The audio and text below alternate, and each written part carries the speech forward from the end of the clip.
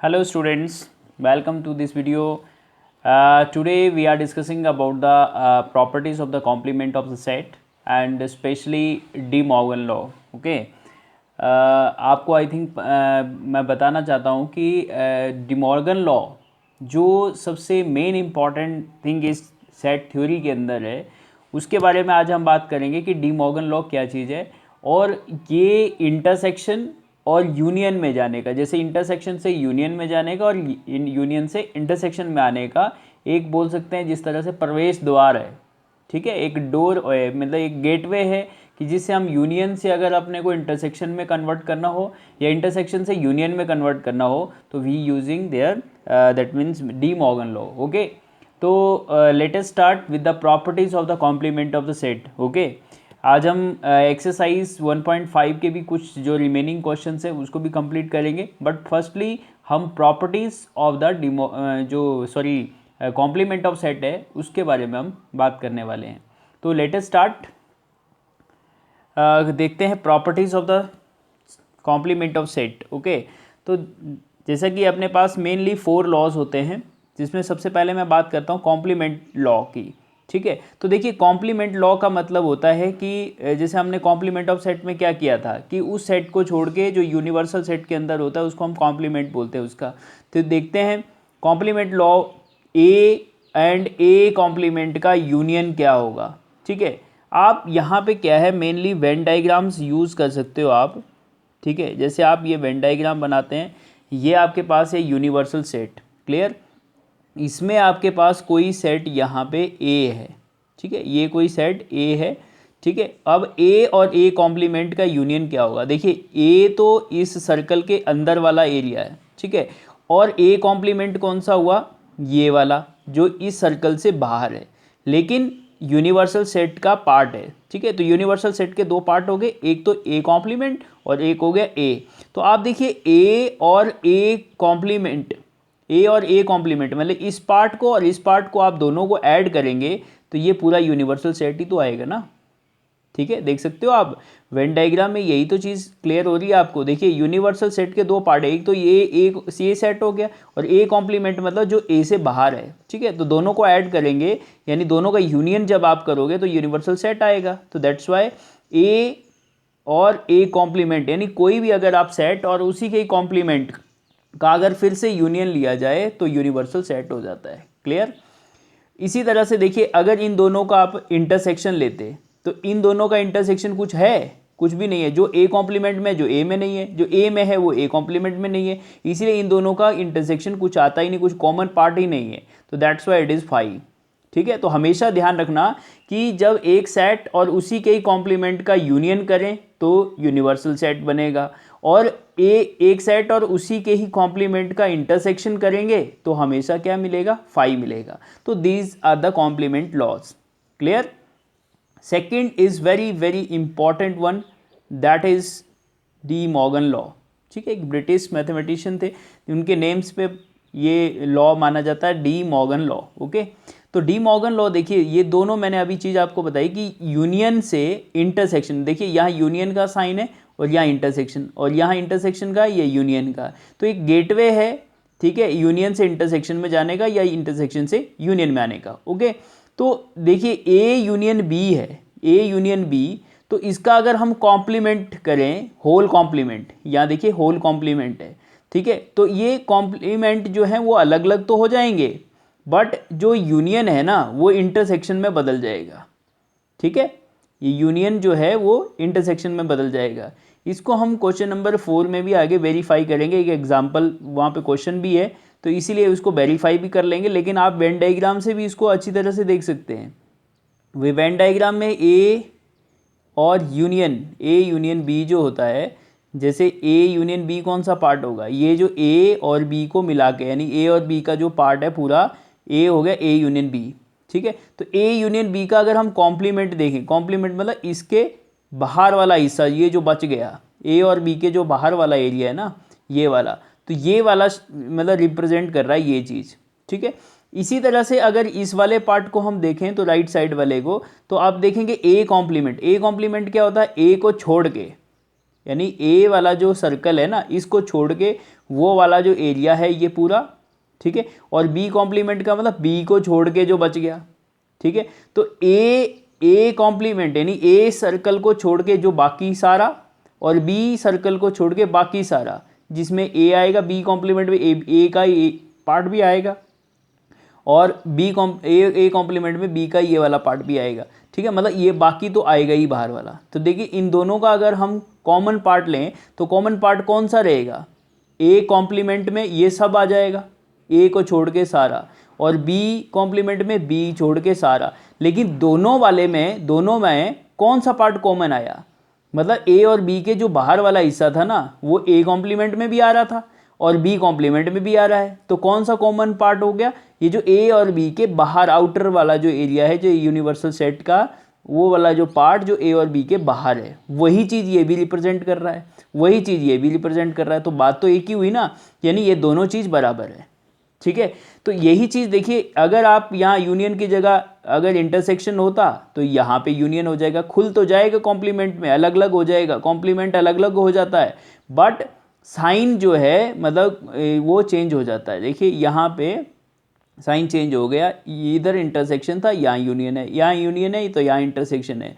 मतलब ये मानो कि कॉम्प्लीमेंट, होल कॉम्प्लीमेंट खुल तो जाते हैं, अलग अलग हो जाते हैं, बट किसके साथ अल्टरनेट हो जाता है। यहाँ पे यूनियन है तो यहाँ इंटरसेक्शन हो गया, इंटरसेक्शन है तो यूनियन हो गया। तो this is very very important law, that is D Morgan law. इसको हम कई जगह पे यूज़ करेंगे क्वेश्चंस को सॉल्व करने में। क्लियर। एक अगला जो मैंने आपको पहले ही बता दिया था basic, law of double complementation. Double complementation मतलब एक ए का कॉम्प्लीमेंट करें फिर उसका फिर से कॉम्प्लीमेंट करें तो वो ए आ जाएगा ना। देखिए जैसे ये है ए सेट है, ठीक है, ए सेट का अगर कॉम्प्लीमेंट करेंगे तो ये बाहर वाला हो जाएगा, और इस बाहर वाले का फिर से कॉम्प्लीमेंट करें तो दोबारा ये आ जाएगा, ठीक है। तो इट मीन्स ये वाला जो लॉ है दैट इज़ डबल कॉम्प्लीमेंटेशन, ठीक है। किसी सेट का हम कॉम्प्लीमेंट करें फिर उसका फिर से कॉम्प्लीमेंट करें तो अगेन वो क्या हो जाएगा, ए ही आ जाएगा, ठीक है। नेक्स्ट फोर्थ जो है last one, law of empty set and universal set. देखिए लॉज ऑफ एम्प्टी सेट मतलब यूनिवर्सल और एम्प्टी के रिलेशन जो है वो क्या है यहाँ पे कॉम्प्लीमेंटेशन में, तो वो ये है। देखिए अगर हम फाई का कॉम्प्लीमेंट करें तो यूनिवर्सल बनेगा। क्यों बनेगा भाई, फाई कोई एलिमेंट है क्या फाई के अंदर, कोई भी नहीं है ना। अरे फाई तो कुछ है ही नहीं ना, तो कुछ एलिमेंट रहेगा ही नहीं, ठीक है। तो जब कुछ एलिमेंट खाली सेट है तो खाली सेट का कॉम्प्लीमेंट, ठीक है, खाली सेट का कॉम्प्लीमेंट क्या होगा, पूरा का पूरा ये यूनिवर्सल ही तो होगा, क्योंकि यूनिवर्सल सेट के अंदर फाई तो आ ही नहीं रहा है ना, फाई तो कुछ है ही नहीं, तो फाई के अंदर कोई एलिमेंट नहीं होगा, क्योंकि अगर कोई सेट होता तो उसके बाहर वाला जो बचेगा जो पार्ट वो यूनिवर्सल सेट का वो उसका कॉम्प्लीमेंट होता। बट फाई को कोई एलिमेंट नहीं है, फाई एम्प्टी सेट है, तो एम्प्टी सेट का हमेशा जो कॉम्प्लीमेंट हम करेंगे तो क्या बनेगा, यूनिवर्सल सेट पूरा आ जाएगा, ठीक है, पूरा कंप्लीट सेट आ जाएगा, ठीक है। और इसी अगेन इसका उल्टा ये हो जाएगा कि अगर यूनिवर्सल सेट का कॉम्प्लीमेंट करें, यूनिवर्सल सेट का कॉम्प्लीमेंट मतलब यूनिवर्सल सेट के छोड़ के क्या बचेगा, तो कुछ बचेगा ही नहीं, क्योंकि यूनिवर्सल सेट के अंदर सारा आ गया तो कुछ बचेगा ही नहीं, तो क्या बचेगा, फाई बचेगा, ठीक है। तो दैट मीन्स यूनिवर्सल सेट का जो कॉम्प्लीमेंट होता है ऑलवेज फाई, और फाई का कॉम्प्लीमेंट जो होगा वो यूनिवर्सल, ठीक है। क्योंकि दोनों का जब हम ऐड करेंगे ना तो यूनिवर्सल सेट ही रहेगा, क्योंकि फाइव में तो कोई सेट होता ही नहीं है, कोई एलिमेंट नहीं होता है, इसमें सारे एलिमेंट होते हैं, तो इन दोनों को जोड़ेंगे तो यूनिवर्सल ही आएगा। तो ये एक दूसरे के कॉम्प्लीमेंट है ये। क्लियर। यानी एम्प्टी सेट और universal set are the complement of each other, ये समझ लो इस चीज़ से। क्लियर। तो ये थी properties of the complement of set. अब हम बात करते हैं एक्सरसाइज जो 1.5 है उसका। आई थिंक मैंने फर्स्ट क्वेश्चन आपको कंप्लीट करा दिया था, सेकंड क्वेश्चन देखते हैं फटाफट। तो आई थिंक आपने कर भी लिया होगा, वेरीफाई कर लीजिए आपके आंसर और किस तरह से किया आपने। देखिए यूनिवर्सल सेट आपके पास गिवन है, आपको इन सेट के क्या निकालने हैं, कॉम्प्लीमेंट निकालने हैं, ठीक है। तो दैट्स वाई अगर ए सेट ए बी सी है तो ए बी सी को छोड़ के जो चीज़ें हैं वो सारी क्या हो जाएगी, ए कॉम्प्लीमेंट में आ जाएगी। तो यानी D E F G and H, ये आपके पास क्या आ गया, ए कॉम्प्लीमेंट आ गया, ठीक है। ए बी सी को छोड़ के आपको यही निकालना है ना कि ए का कॉम्प्लीमेंट, तो उस सेट का छोड़ के बाकी जितने एलिमेंट है यूनिवर्सल सेट में वो सारे लिख डाल दें, ठीक है। उसी तरह से बी कॉम्प्लीमेंट देखिए, DEFG, यानी DEFG, इसको छोड़ के सारे लिख दिए, ABC और H, ABC और H, ये आ गया। इसी तरह से देखिए C कॉम्प्लीमेंट जब हम करेंगे तो C में देखिए ACE और G,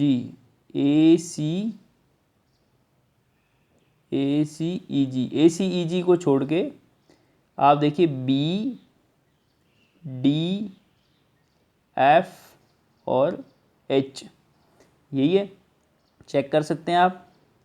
ठीक है, FGHA, A नहीं लिखना है, मतलब B लिखना है, B इधर नहीं आया, C नहीं आया, D नहीं आया, E नहीं आया, F आ गया, G आ गया, H आ गया। ठीक है, तो ये हो गया। देखिए A आ चुका था तो A यहाँ नहीं लिखा, B C लिख दिया क्योंकि B C यहाँ नहीं है। ठीक है, D E भी नहीं था यहाँ पे तो D E भी लिख दिया, और F G H तो है, F G H है। ठीक है, तो ये आ गया सेकंड क्वेश्चन का आंसर। क्लियर। अब देखते हैं थर्ड क्वेश्चन में आपके पास 11 पार्ट्स हैं। ठीक है, बट सारे के सारे जो है अपने पास रोस्टर फॉर्म में नहीं है, यानी आपके पास सेट बिल्डर फॉर्म में सारे सेट गिवन है यहाँ पे। तो आपको जो यू सेट है यानी यूनिवर्सल सेट जो है वो आपके पास नेचुरल नंबर है, मतलब u is equal to n। ठीक है, नहीं ये नेचुरल नंबर है। तो find the complement of each, ये जो जितने भी सेट्स हैं उनके कॉम्प्लीमेंट लिखने हैं। कॉम्प्लीमेंट मतलब नेचुरल नंबर को पूरा सेट मानते हुए यूनिवर्सल, यानी नेचुरल नंबर के अंदर की बात करेंगे हम सारी। ठीक है, तो उसमें से अगर आपके पास देखिए फर्स्ट सेट क्या है, ए सेट मान लेते हैं, इनको हमने नेम दे दिए। ठीक है, ए सेट अगर क्या है, x is a even natural number, तो अब देखिए इवन के अलावा क्या बचेगा नेचुरल नंबर के अंदर, ऑड बचेगा। या तो इवन होंगे तो और जो इवन होते हैं वो ऑड नहीं है, जो ऑड है वो इवन नहीं। तो इसका मतलब इवन का अगर अपोजिट क्या हुआ, ऑड हो गया, मतलब कॉम्प्लीमेंट। ठीक है, तो x such that as x is a even natural number, तो इसका क्या हो जाएगा, x such that x is a odd natural number, क्योंकि एक दूसरे के क्या है, कॉम्प्लीमेंट है ये। ठीक है, जो इसमें आ जाएंगे नेचुरल नंबर वो इसमें नहीं आएंगे, जो इसमें आए वो इसमें नहीं आएंगे, तो दोस्तों एक दूसरे के क्या है, कॉम्प्लीमेंट होना चाहिए, कुछ कॉमन नहीं होना चाहिए। तो सिंपली इसका ही अपोजिट है, देखिए ये ऑड था तो ऑड का क्या लिख दिया, इवन लिख दिया, तो इसको समझाने की ज़रूरत ही नहीं।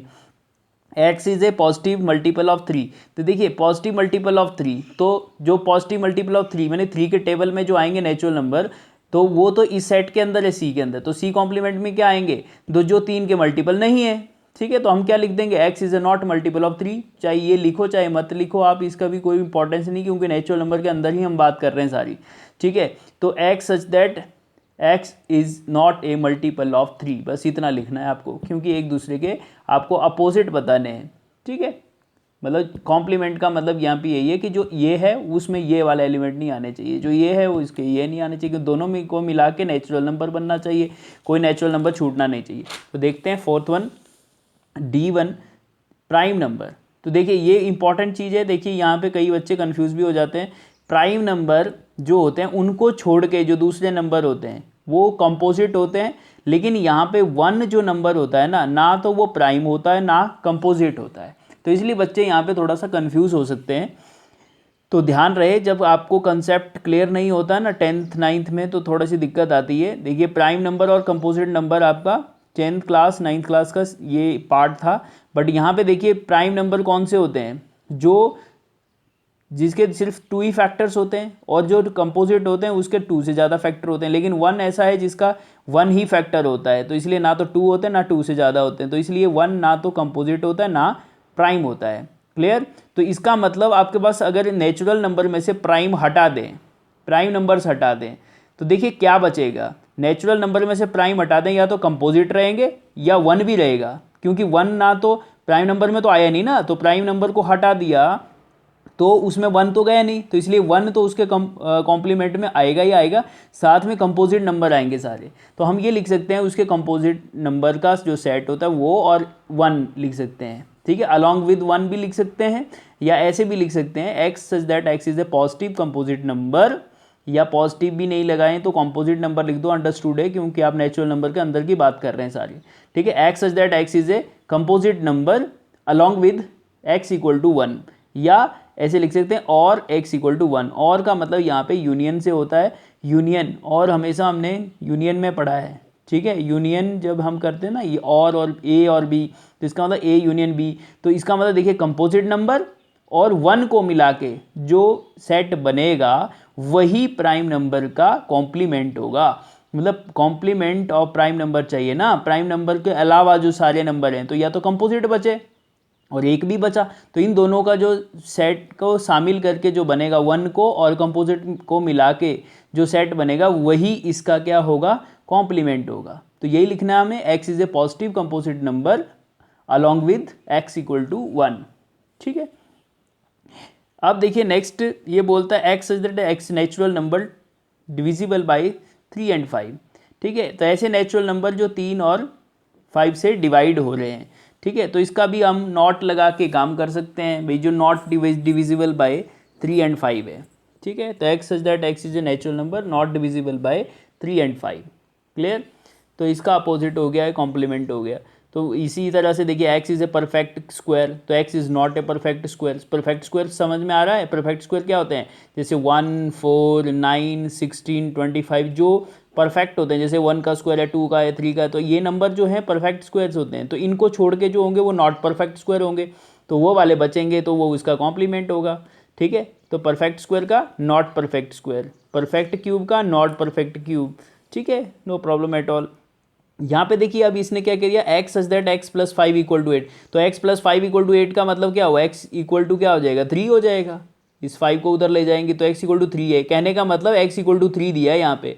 तो नेचुरल नंबर में से अगर हम 3 को हटा दें, ठीक है, क्योंकि ये h क्या है, h एक सिंगलटन सेट है जिसमें सिर्फ क्या है, 3 है।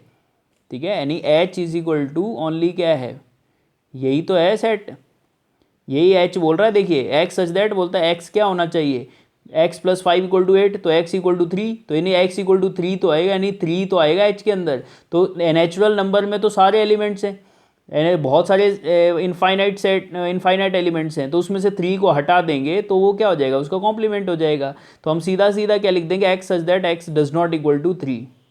ठीक है, मतलब यहाँ 3 है तो 3 नहीं होगा तो क्या होगा, वो सारे नेचुरल नंबर आ जाएंगे जो 3 को छोड़ के सारे नेचुरल नंबर इसमें है। ठीक है, तो ये इसका क्या हो गया, एक तरह से कॉम्प्लीमेंट हो गया। इसी तरह से देखिए सेम है ये सारे, यहाँ पे 2x प्लस 5 इक्वल टू 9 है, तो 5 को पहले उधर ले जाएंगे तो ये 2x इक्वल टू 4 हो जाएगा, फिर x इक्वल टू 4/2 क्या हो जाएगा, 2 हो जाएगा। तो यानी x इक्वल टू 2 आया। ये यहाँ पे सिर्फ इस i के अंदर कौन सा एलिमेंट है, 2 है, तो नॉट इक्वल टू 2 लिख देंगे, इसका कॉम्प्लीमेंट ये हो जाएगा। ठीक है। अब इसके बाद एक और था, x greater than equal to 7। ठीक है, या तो 7 से बड़ा है, देखिए नंबर लाइन है, तो या तो 7 से बड़ा है, 7 से बड़ा है या 7 के बराबर है, तो 7 भी है और 7 से बड़ा जो है ये इसका सेट है, जे सेट। तो इसके अलावा नेचुरल नंबर में कौन सा बचा, 7 से छोटे वाले ही तो बचे भाई। 7 और 7 से बड़े तो ले लिए आपने, तो 7 से छोटे वाले बचे ना, तो 7 से छोटे वाले ले लेंगे उसके कॉम्प्लीमेंट में। तो x such that x is less than 7। ठीक है, 7 और 7 से बड़े तो ले ही लिए, तो 7 से छोटे इसमें आ गए कॉम्प्लीमेंट में। सिमिलरली यहाँ पे देखिए 2x प्लस 1 ग्रेटर देन 10 है, तो 2x पहले 1 को वहाँ शिफ्ट कर देंगे तो क्या हो जाएगा, 9 हो जाएगा, 10 माइनस 1 9 हो जाएगा। तो फिर x ग्रेटर देन 2 डिवाइड इधर चला जाएगा, तो x ग्रेटर देन क्या हो जाएगा, 9/2, यानी 4.5 से बड़ा, x जो है वो 4.5 से बड़ा है। ठीक है, 9/2 से बड़ा होना चाहिए, तो 9/2 से बड़ा है ना, ये 9/2 है, 9/2 से बड़ा लेना है। ठीक है, तो वो इस सेट में है, के सेट में क्या है, 9 से बड़ा, 9/2 से बड़ा, तो या तो 9/2 या 9/2 से छोटा जो होगा ये इसका कॉम्प्लीमेंट हो जाएगा। ठीक है, तो हम सीधा क्या लिख देंगे, एक्स लेस देन और इक्वल टू 9/2। क्लियर भाई, बड़ा तो 9/2 से बड़ा तो ये सेट है, 9/2 या 9/2 से छोटा जो है वो इसका कॉम्प्लीमेंट हो जाएगा, क्योंकि सबको मिला के नेचुरल नंबर आएंगे। ठीक है, तो ये इसका कॉम्प्लीमेंट हो गया। नेक्स्ट देखते हैं 4th क्वेश्चन, उसमें भी फटाफट वेरीफाई करना है आपको। मैंने पहले कहा था आपको कि ये यूनिवर्सल सेट है, यहाँ पे ए सेट है आपके पास, यहाँ पे बी सेट है, वेरीफाई करना है आपको ये चीज़। तो आप देखते हैं पहले ए यूनियन बी निकालना पड़ेगा ना, ए यूनियन बी।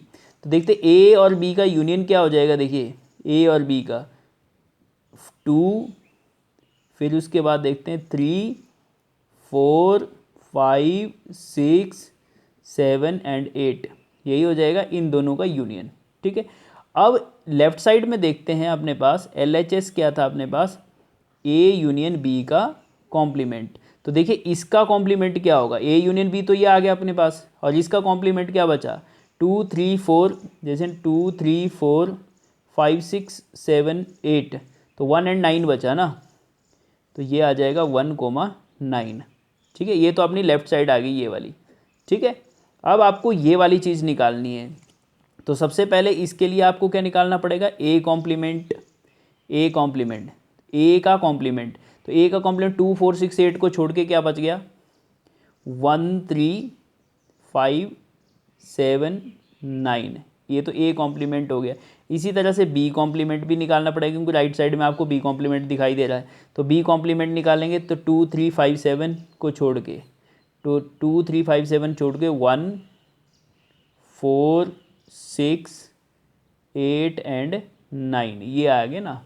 ठीक है, B कॉम्प्लीमेंट, A कॉम्प्लीमेंट निकाल दिया, B कॉम्प्लीमेंट। अब इन दोनों का क्या करना भैया, राइट साइड में RHS में देखिए, RHS में आपको A complement intersection B complement निकालना है। तो A कॉम्प्लीमेंट मतलब इसका और इसका, इन दोनों का क्या निकालना, इंटरसेक्शन मतलब कॉमन।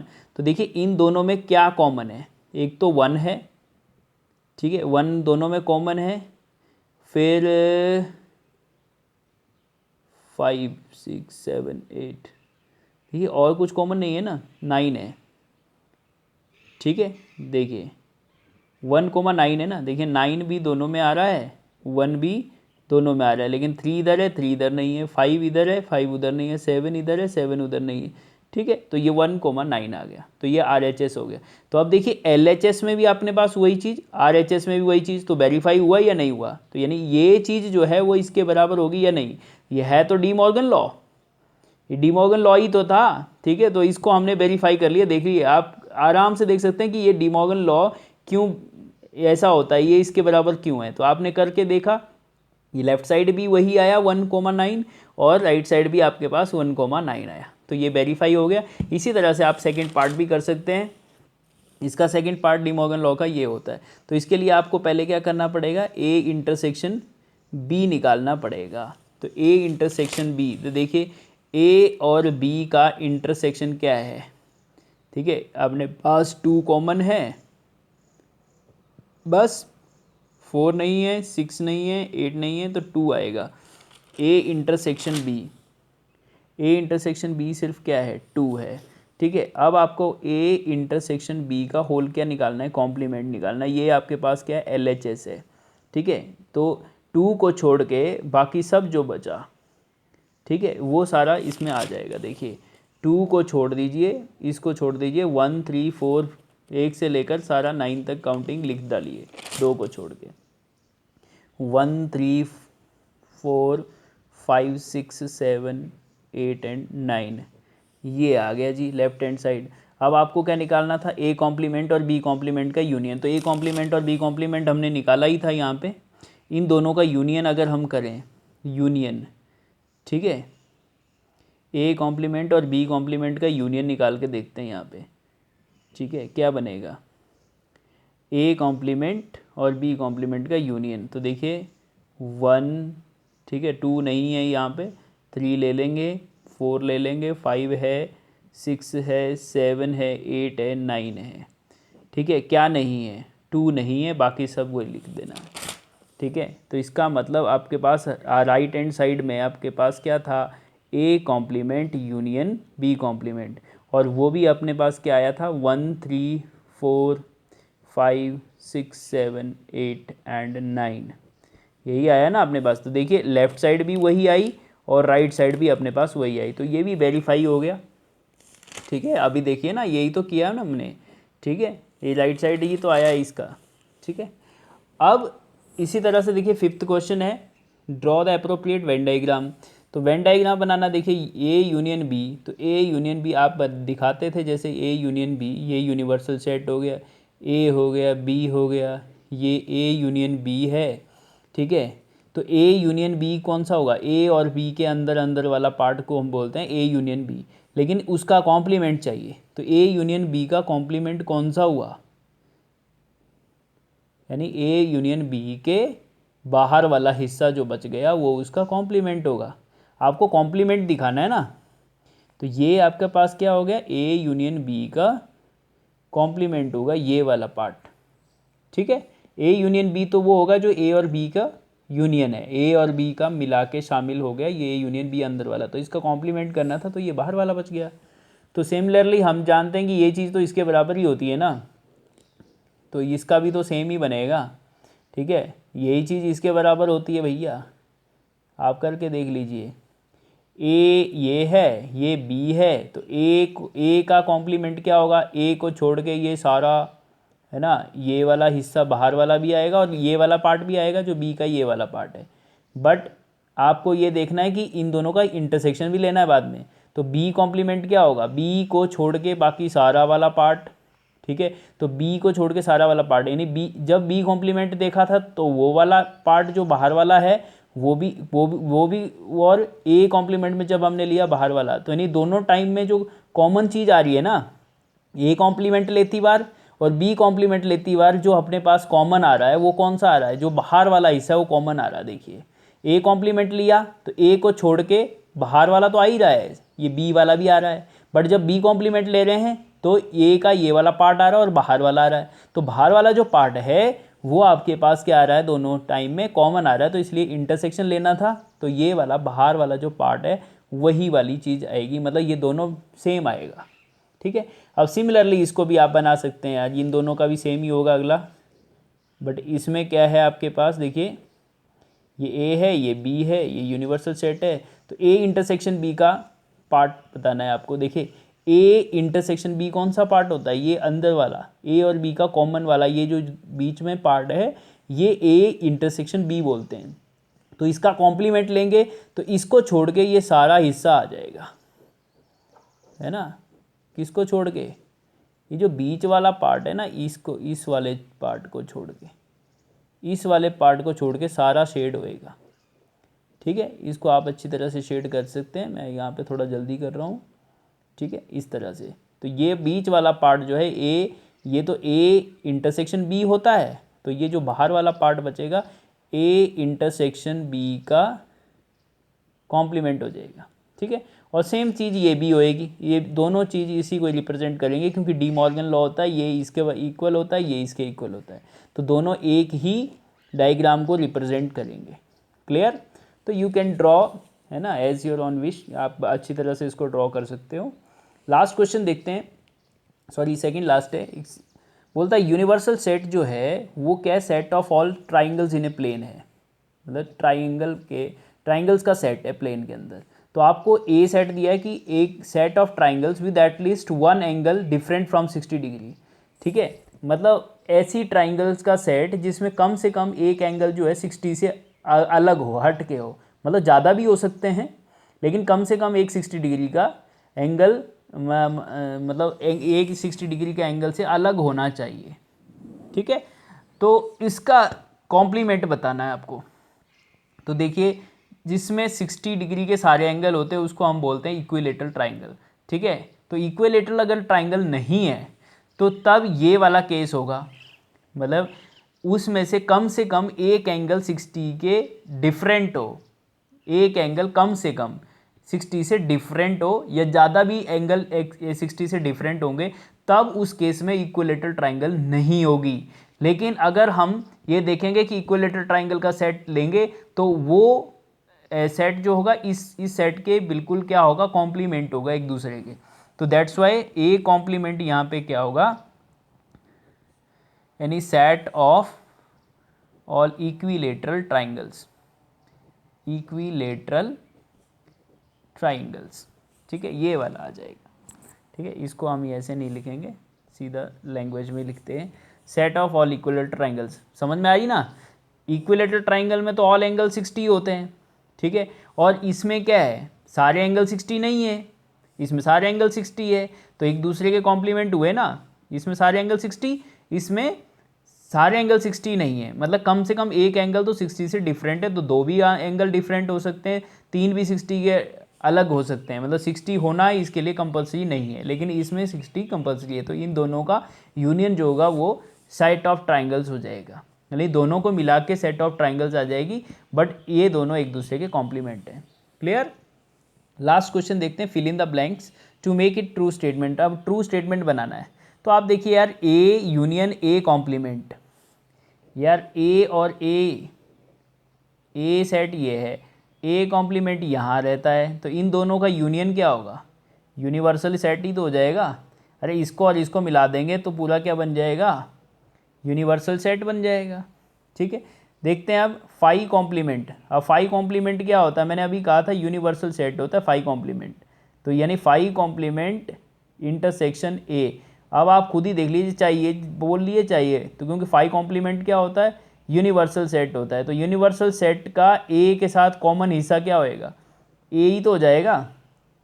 यूनिवर्सल सेट और ए का कॉमन, मतलब इंडिया और राजस्थान में कॉमन क्या है, राजस्थान ही तो है ना भाई। सारे राजस्थानी जो होते हैं वो राजस्थान के सेट में भी आएंगे और इंडिया के सेट में भी आएंगे, तो पूरा का पूरा, क्योंकि ये it is proper subset of you, A is the proper subset of universal set, तो यही वाला क्या हो जाएगा, कॉमन हो जाएगा।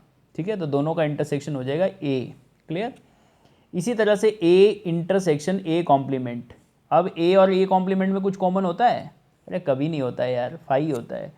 ये एक दूसरे के कॉम्प्लीमेंट है तो कुछ कॉमन थोड़ा होगा, जो इसमें है जो इसमें नहीं, जो इसमें है वो इसमें नहीं, तो दोनों का कुछ कॉमन हो ही नहीं सकता, दैट इज़ फाई ऑलवेज, है ना, ध्यान रखना। इसी तरह से देखिए यू कॉम्प्लीमेंट है, यूनिवर्सल सेट का जो कॉम्प्लीमेंट होता है, हमने अभी बात की थी, ये फाई होता है यूनिवर्सल सेट का। यानी लास्ट हमने लॉ जब पढ़ा था अभी, तो उसमें हमने देखा था कि यूनिवर्सल सेट का जो कॉम्प्लीमेंट होता है वो फाई होता है, तो फाई इंटरसेक्शन ए और फाई के अंदर क्या इंटरसेक्शन, क्या कॉमन है, फाई है, और क्या है, ए सेट और फाई, जो कि कुछ है ही नहीं, एम्प्टी सेट है, तो इन दोनों के अंदर कुछ कॉमन है भाई, कुछ है ही नहीं, क्योंकि वो सेट ही नहीं है, कुछ है ही नहीं, एम्प्टी सेट है, तो एम्प्टी सेट और ए में कुछ कॉमन नहीं है, फाई। ठीक है, तो these are the solutions of the exercise 1.5. I think you satisfied with this these solutions. If you have any query, then you can give the comments, okay, in any questions, then I can revise it. Okay, so thank you for watching this video. Next, in the next video we have to discuss about the word problems, that is the last section of this chapter. Okay, thank you for watching this video.